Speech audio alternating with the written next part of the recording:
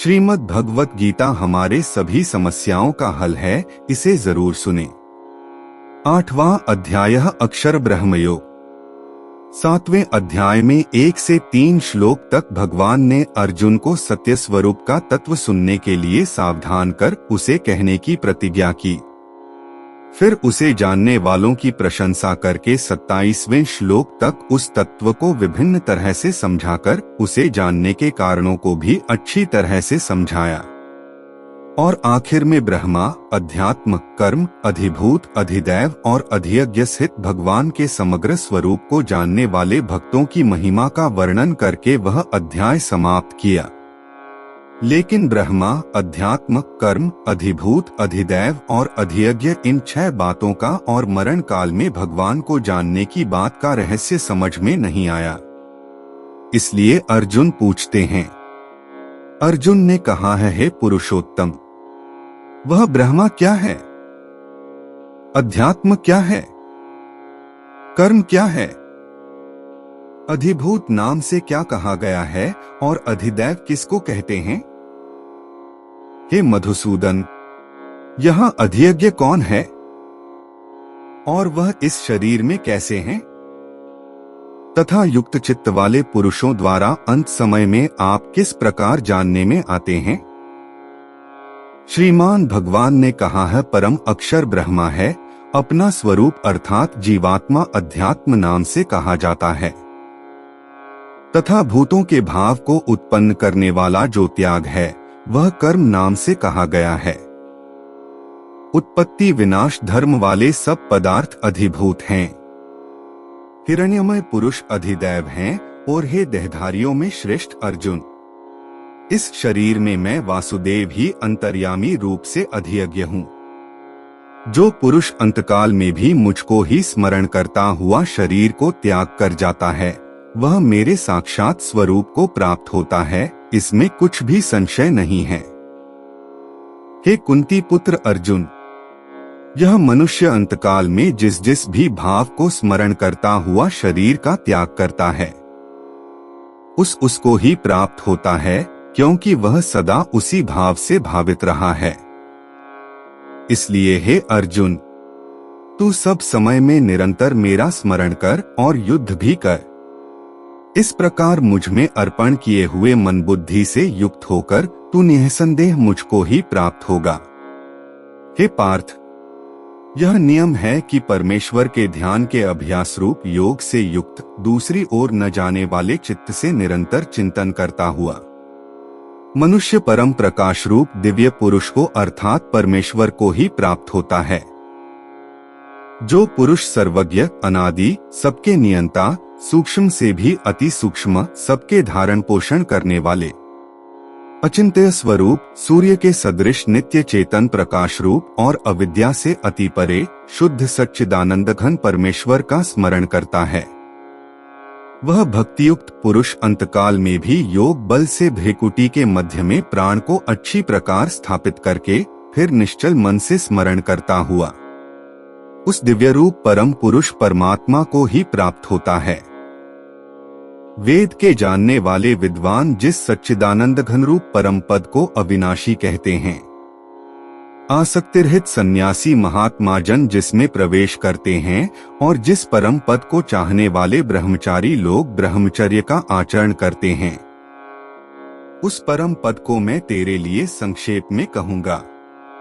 सब इंद्रियों के द्वारों को रोककर तथा मन को हृदय देश में स्थिर करके फिर उस जीते हुए मन के द्वारा प्राण को मस्तक में स्थापित करके परमात्म संबंधी योग धारणा में स्थित होकर जो पुरुष इस एक अक्षर रूप ब्रह्मा को उच्चारण करता हुआ और उसके अर्थ स्वरूप मुझ निर्गुण ब्रह्मा का चिंतन करता हुआ शरीर को त्याग कर जाता है, वह पुरुष परम गति को प्राप्त होता है। हे अर्जुन, जो पुरुष मुझ में अनन्य चित्त होकर सदा ही निरंतर मुझ पुरुषोत्तम को स्मरण करता है, उस नित्य निरंतर मुझ में युक्त हुए योगी के लिए मैं सुलभ हूँ, अर्थात मैं उसे सहज ही प्राप्त हो जाता हूँ। परम सिद्धि को प्राप्त महात्मा जन मुझको प्राप्त होकर दुखों के घर तथा क्षणभंगुर पुनर्जन्म को नहीं प्राप्त होते। हे अर्जुन, ब्रह्मलोक सब लोक पुरावर्ती हैं, परंतु हे कुंती पुत्र, मुझको प्राप्त होकर पुनर्जन्म नहीं होता, क्योंकि मैं कालातीत हूँ और ये सब ब्रह्मादि के लोक काल के द्वारा सीमित होने से अनित्य हैं। ब्रह्मा का जो एक दिन है उसको 1000 चतुर्युगी तक की अवधि वाला और रात्रि को भी 1000 चतुर्युगी तक की अवधि वाला जो पुरुष तत्व से जानते हैं, वे योगी जन काल के तत्व को जानने वाले हैं। संपूर्ण चराचर भूतगण ब्रह्मा के दिन के प्रवेश काल में अव्यक्त से अर्थात ब्रह्मा के सूक्ष्म शरीर से उत्पन्न होते हैं और ब्रह्मा की रात्रि के प्रवेश काल में उस अव्यक्त नामक ब्रह्मा के सूक्ष्म शरीर में लीन हो जाते हैं।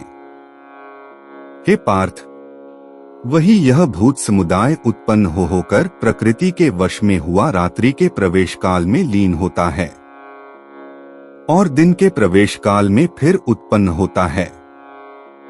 उस अव्यक्त से भी अति परे दूसरा अर्थात विलक्षण जो सनातन अव्यक्त भाव है, वह परम दिव्य पुरुष सब भूतों के नष्ट होने पर भी नष्ट नहीं होता। जो अव्यक्त अक्षर इस नाम से कहा गया है, उसी अक्षर नामक अव्यक्त भाव को परम गति कहते हैं तथा जिस सनातन अव्यक्त भाव को प्राप्त होकर मनुष्य वापस नहीं आते, वह मेरा परम धाम है। हे पार्थ, जिस परमात्मा के अंतर्गत सर्वभूत हैं और जिस सच्चिदानंद घन परमात्मा से यह समस्त जगत परिपूर्ण है, वह सनातन अव्यक्त परम पुरुष तो अनन्य भक्ति से ही प्राप्त होने योग्य है। हे अर्जुन, जिस काल में शरीर त्याग कर गए हुए योगी जन तो वापस न लौटने वाली गति को और जिस काल में गए हुए वापस लौटने वाली गति को ही प्राप्त होते हैं, उस काल को अर्थात दोनों मार्गों को कहूंगा। जिस मार्ग में ज्योतिर्मय अग्नि अभिमानी देवता है, दिन का अभिमानी देवता है, शुक्ल पक्ष का अभिमानी देवता है और उत्तरायण के 6 महीनों का अभिमानी देवता है, उस मार्ग में मरकर गए हुए ब्रह्मवेत्ता योगी जन उपर्युक्त देवताओं द्वारा क्रम से ले जाए जाकर ब्रह्मा को प्राप्त होते हैं। जिस मार्ग में धूमाभिमानी देवता है, रात्रि अभिमानी देवता है तथा कृष्ण पक्ष का अभिमानी देवता है और दक्षिणायन के 6 महीनों का अभिमानी देवता है, उस मार्ग में मरकर गया हुआ सकाम कर्म करने वाला योगी उपर्युक्त देवताओं द्वारा क्रम से ले जाया हुआ चंद्रमा की ज्योति को प्राप्त होकर स्वर्ग में अपने शुभ कर्मों का फल भोगकर वापस आता है। क्योंकि जगत के ये 2 प्रकार के शुक्ल और कृष्ण अर्थात देवयान और पितृयान मार्ग सनातन माने गए हैं। इनमें एक के द्वारा गया हुआ जिससे वापस नहीं लौटना पड़ता, उस परम गति को प्राप्त होता है और दूसरे के द्वारा गया हुआ फिर वापस आता है अर्थात जन्म मृत्यु को प्राप्त होता है। हे पार्थ, इस प्रकार इन दोनों मार्गों को तत्व से जानकर कोई भी योगी मोहित नहीं होता। इस कारण हे अर्जुन, तू सब काल में संबुद्धि रूप योग से युक्त हो अर्थात निरंतर मेरी प्राप्ति के लिए साधन करने वाला हो।